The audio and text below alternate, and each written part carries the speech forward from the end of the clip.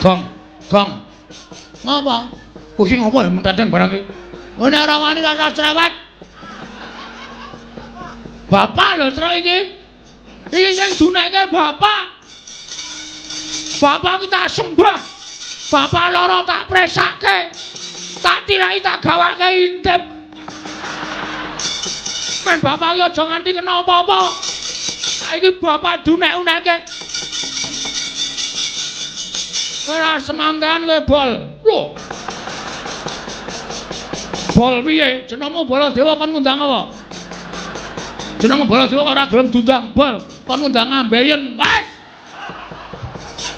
Bagong kurang ajar tenan. Wes menang terus ora wani metu sana.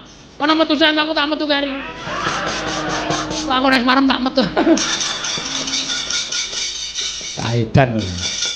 Ngene Mas, kowe aja suya-suya karo bapak. Kowe nguneke bapak wong kene gedhi bar 17 wong ana nyala mripat. Bapakku mung batur. Nyatane ngono. Kuwi disawang saka ngendi? Aja ngawur kowe. Bapak ki nek disawang lahir pancen kere. Pancen gedhi bar 17 wong ana nyala mripat. Ning batin bapak kae dewa. Kae Sang Hyang Ismanta. Salah. Salah, Ismaya. Ismaya apa Ismanta? Ismaya. Kowe ning KTP ki Ismanta. Kuwi sing salah sing nyatet KTP. Ora positif wae takonane Semar. Kae Sang Hyang Ismaya, Ismaya ta? Ismaya. Kae kakane Bathara Guru bol. Kowe iki nek piknik pol-pole arep nganggo derajat pangkat, arep kowe pol-pole nganggo kaya ngono kuwi. Kowe iki nganggo mekuta, nganggo sandangan sarwa apik pol. Kowe nek piknik meneng pol. Aku nek piknik iki pendak minggu nang kayangan. Aku nang omku. Lho. Om sapa? Om Guru. Wong kaya adine bapak.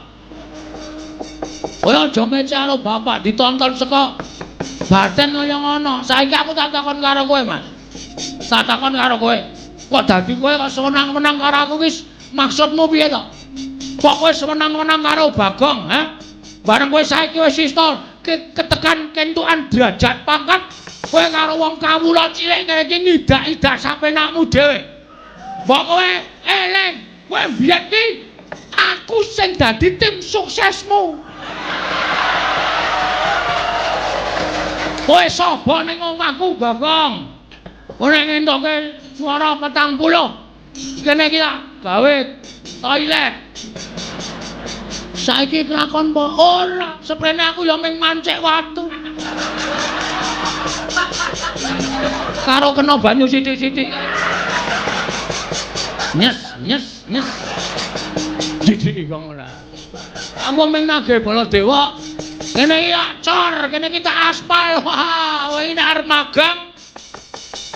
Janjimu muluk kaya dara kekarangan. Ning bareng dadi mlenyek ora ana gunane. Tur kowe aja ngece karo kawula kaya ngene iki. Dume sampean duwe derajat pangkat, dume sampean duwe keluguan. Kowe ngece karo para kawula kaya Bagong ngene iki. Aku njaluk wektu sak jam, tak nglumpukke kawula. Kowe tak demo jengkelan kowe bol. Angkon iki ngamarta ki dari rakyat untuk rakyat oleh rakyat. Demokrasi nang kene iki. Kekuasaan sepenuhnya iki di tangan rakyat. Sinuwun Dharma Kusuma mula tajak salaman, kuwi ora nesu mergo dhek ngerti aku lebih tinggi derajatnya dibanding dia.